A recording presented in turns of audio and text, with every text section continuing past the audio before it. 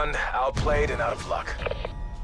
At the end of my last video, I said that I was going to be playing Call of Duty Blackout, and if you couldn't tell, I was pretty damn hyped. Back when Blackout was announced, I was skeptical about COD jumping on the Battle Royale genre, and discussed a couple reasons why Blackout wouldn't kill Fortnite in my How Fortnite Will Die video. But I'll be discussing the points again in this video, along with comparing the differences between Blackout and Fortnite, and why I believe one will be more popular than the other. Remember, this video is my opinion, which can change, but I'm also interested in hearing what you have to say.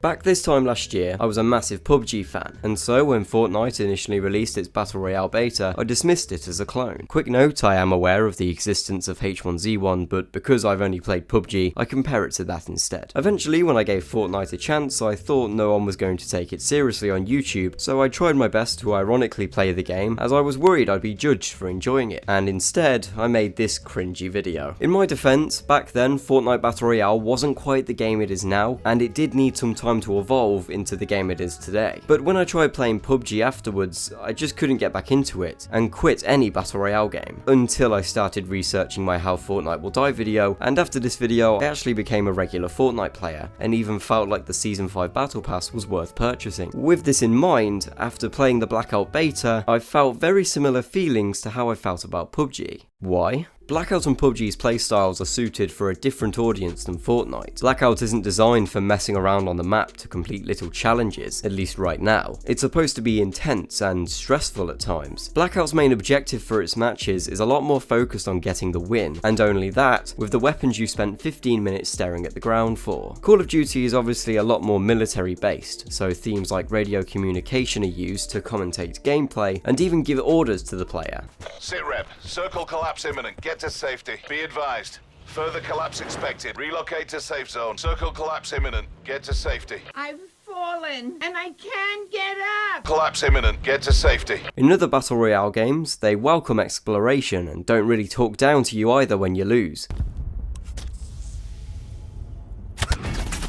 Outgunned, outplayed, and out of luck. Damn, I know it's a mature rated soldier game, but some positive reinforcement would be nice. Mission failed. We'll get them next time. Fortnite, on the other hand, has numerous challenges you can focus on, and winning the game becomes the second goal. Hell, a lot of the time, it doesn't even matter if you win or not. Sometimes getting the gold star things are a way better achievement. That being said, Call of Duty are very consistent with challenges in their games, and a lot of Call of Duty's history with unlocks and customization were because of them being behind some type of challenge in multiplayer. When Black Ops 4 launches, I'd like to hope that we see things similar to this. Let's hope Von der Haar isn't bullshitting here. So you unlock new characters by doing character-specific quests? Missions for characters and progression of the game. Fortnite is also a lot less harsh on you when you die. Now, which game out of these two makes you want to continue playing more?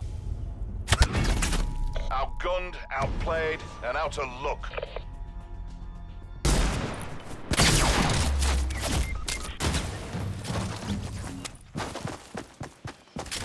It really depends on what kind of gamer you are and what mood you're in, but I feel that most people are going to feel a lot better about themselves playing Fortnite over being cyberbullied by some edgy voice actor. So for the general audience, including kids and not the hardcore gamer veterans, Fortnite's optimistic attitude is a lot more welcoming. This theme carries on into Fortnite's accessibility. The game simplifies the Battle Royale genre in a way that makes it easy for kids and non-gamers to play. Instead of a complex armor system, it's just shield potions. There's no gun attachments or perks to worry about, they're simply just different colour rarities. And everything else on Fortnite is pretty self-explanatory. Does this mean Fortnite is better? If you judge games based on how easy to learn they are, then yes. But we do have to respect that there are players who want games to be challenging to learn and find more serious gameplay styles to be a more rewarding experience. Blackout also comes with an age rating, which I discussed in my How Fortnite Will Die video, but I forgot to mention that parents don't actually care about the age rating most of the time. Don't believe me? Go into the game chat of a GTA 5 lobby right now. This isn't to say that Blackout will steal all of Fortnite's fanbase. I 100% think the fun, colourful, non-serious style of Fortnite will keep kids' attention much longer than the year it's been. Another thing to remember is that Fortnite has the benefit of only being playable in third person, so you feel a lot more secure being able to look look over your shoulder in matches and around corners. Whereas in Blackout, because it's in first person, if you want visibility of an enemy, you will almost always have to reveal yourself, unless you count camping with a sensor dart as visibility. Again, this isn't necessarily a bad thing, but these are two completely different playstyles suited for two completely different audiences. Fortnite being in third person is also great for skins. I know Black Ops 4 is doing skins too, but you only get to see them in certain situations, and even then, all these skins are based on a lot of nostalgia. The style of Fortnite also isn't realistic, so when Epic Games make a skin, they have no limitations. If you take a look at the Fortnite subreddit, it's clogged full of skin ideas and suggestions. Meanwhile, you visit the Black Ops 4 subreddit, and people are mainly asking for characters from ads to be back in the game. Obviously, this can and will change over time. Fortnite didn't have hundreds of skins at the start either. Then again, neither did Advanced Warfare.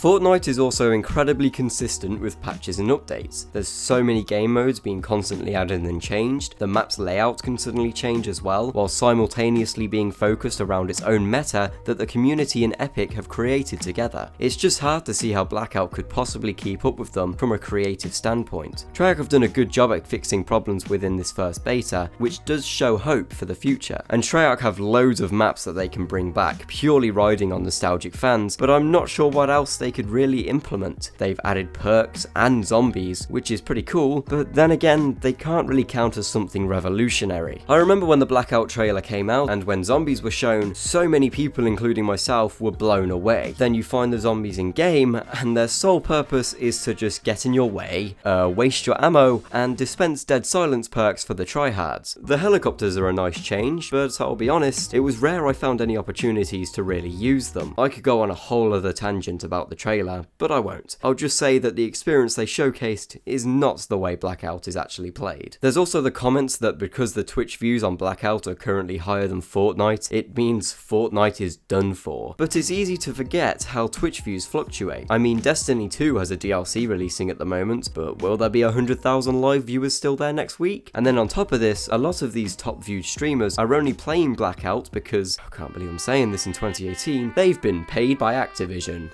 At least they're open about it this time. But the thing is, even though all these streamers are being paid to promote this battle royale, including the biggest name on Twitch, it still doesn't seem enough to have any big effect on Fortnite's viewers. A battle royale that's now a year old. And this isn't to say it's a bad thing, there's nothing wrong with it not being as popular, it just isn't what a lot of the Fortnite crowd want in a battle royale game. Now I'm going to move on to my own personal experience with the game and how I feel about it. Remember, everyone's experience of a game is different, so I'd be interested to know if you disagree with me or have had a similar experience yourself. First off, it feels a lot more grindy to play Blackout over what I've been used to in Fortnite, and because I'm mainly a solo player, I'll spend literally 15 minutes f***ing about sometimes because I can't fill the downtime with building or mining, only to get all the way to the top 10 without seeing a single enemy, and then waste a magazine on a level 3 armor player for the game to have the nerve to tell me I was outgunned and outplayed.